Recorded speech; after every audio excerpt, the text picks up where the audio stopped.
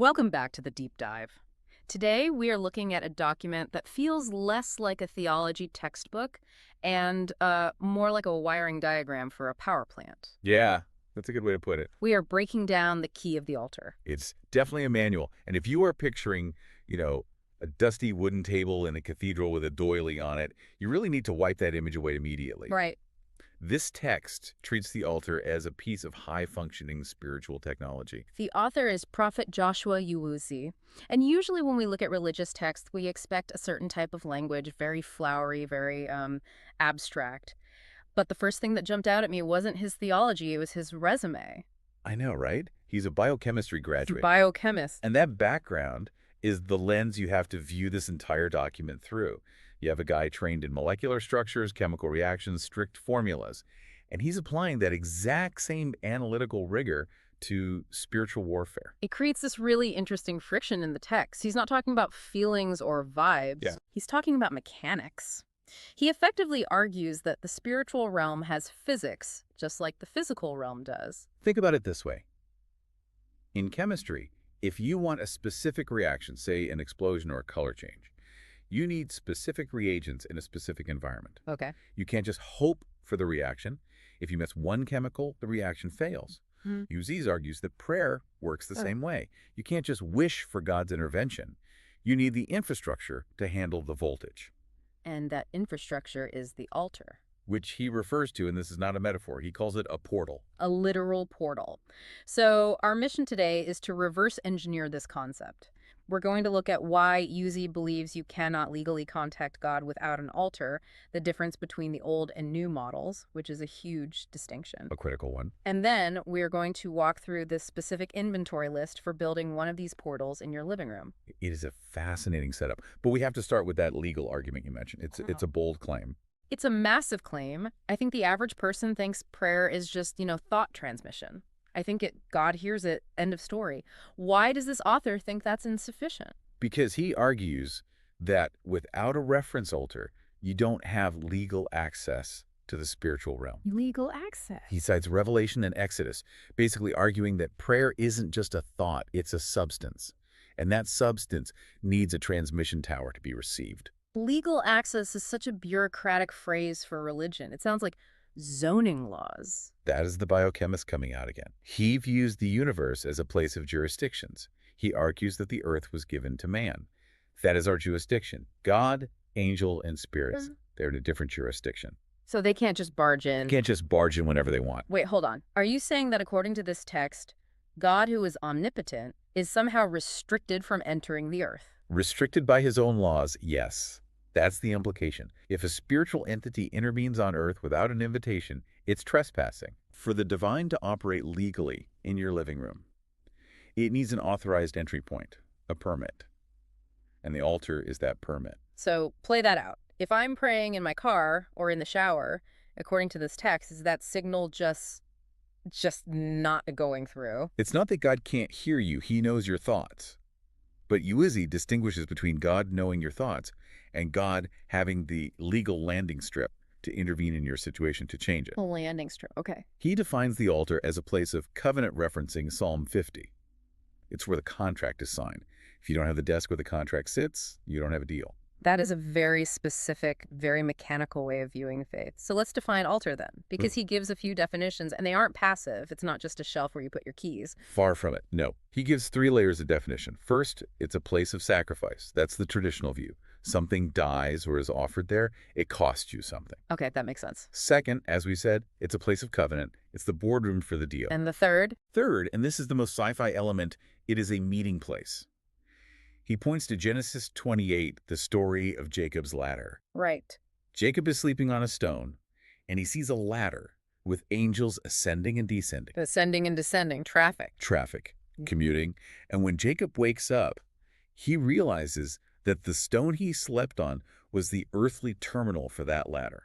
He calls it the gate of heaven. Huh.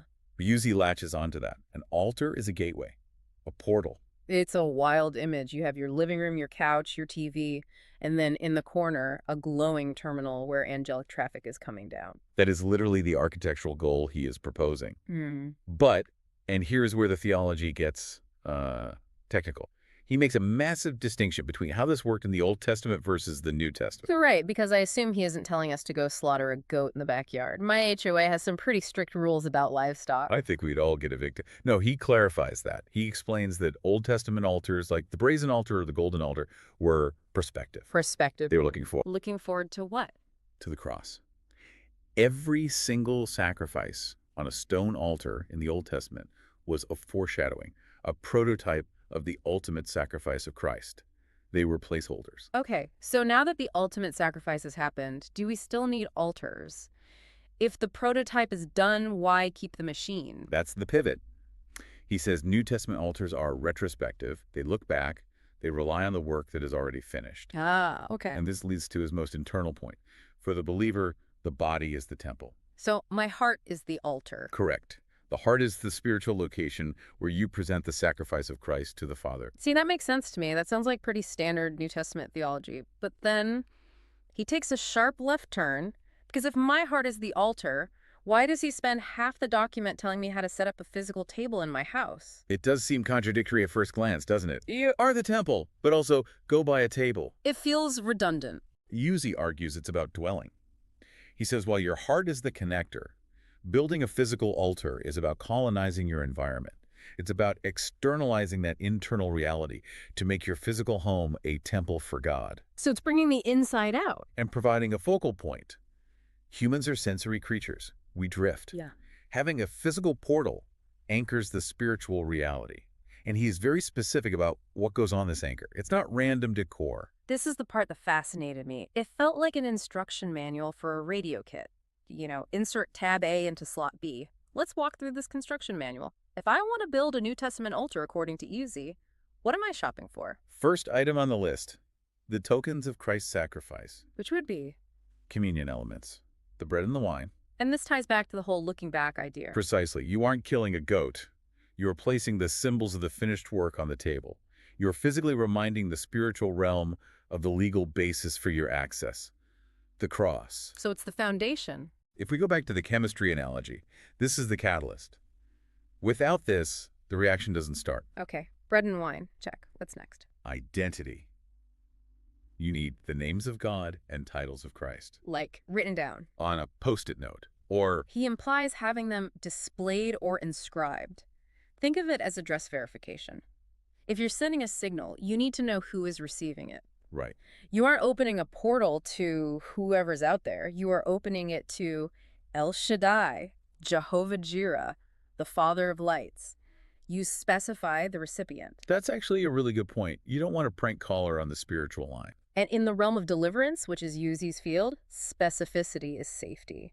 You want to make sure the portal is exclusive. Okay, next on the list, The Constitution, the Constitution. the Bible. It sits on the altar as the legal framework. If you are claiming legal access, you need the law book present, Makes sense. and then olive oil. Which I know from Sunday school usually represents the Holy Spirit. Right. But think about oil in an engine or oil in a lamp. It's a conductor. It facilitates the flow. So look at the Trinity forming on the table. Oh, wow. You have the Son with the bread and wine, the Father with the names, and the Spirit with the oil. It's a complete circuit. It really is a technology to him. It's like building a battery. You Right. need the positive, the negative, and the electrolyte. Exactly. Then comes the part that might make some people uncomfortable. He lists tokens of financial offerings and tithes. Placing money on the altar in your own house, that feels, I don't know, transactional. It does, and a lot of people bristle at that. But remember, the very first definition, an altar is a place of sacrifice. Right. It has to cost you something. In the modern world, money represents our labor, our time, our life force. Placing it there is a tangible way of saying, I am investing in this covenant.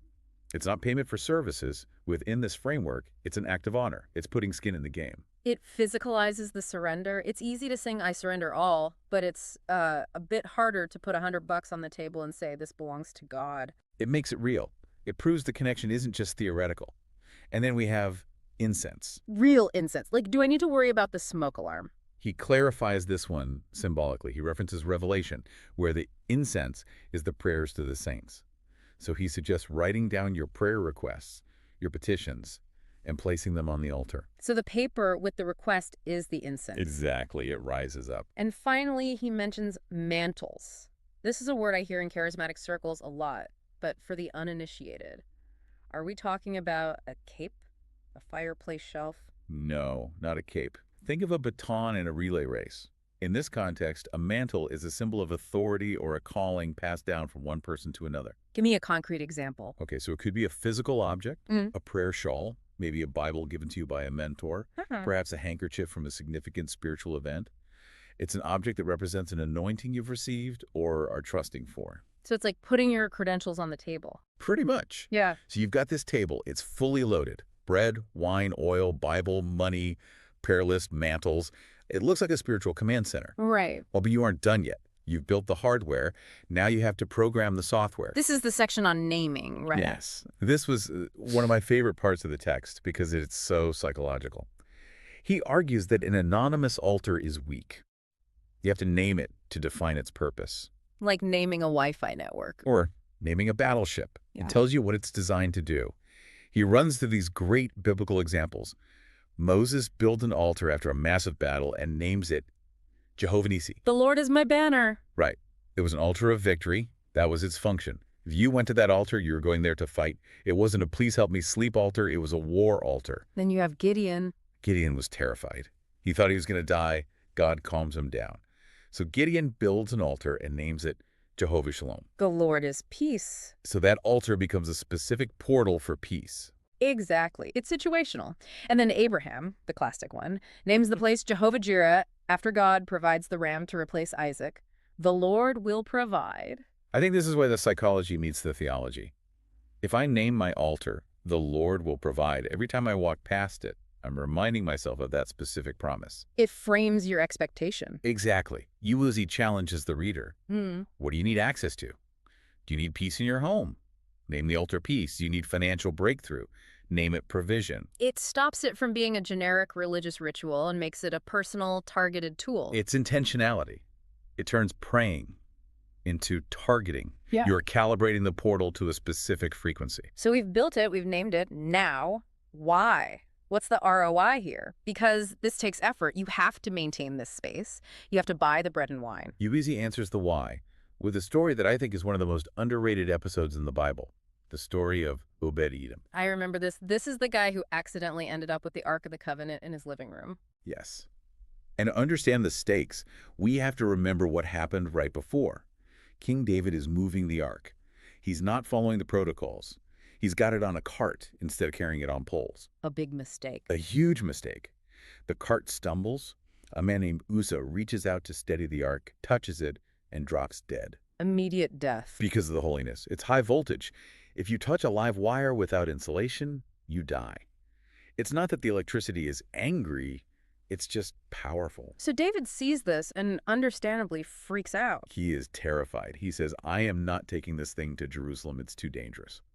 So he looks around, sees this guy, Obed-Edom's house. Nearby Obed-Edom was a Gittite, so basically a foreigner, and David basically says, put it in his garage. Can you imagine being Obed-Edom? Hey, honey, the king just dropped off the box of death. It's in the den. I'm sure he didn't sleep for the first week. But here's the payoff. The text says the ark, which is the ultimate altar, the literal presence of God, stayed there for 3 months. And what happened? The Lord blessed Obed-Edom and all his household. All of it. Everything he touched turned to gold. His crops, his health, his family. It was radioactive blessing. It radiated out from that box and infected everything in his life with favor. And Uzi uses this to argue that the physical presence of the altar brings a tangible blessing to the home. Yes.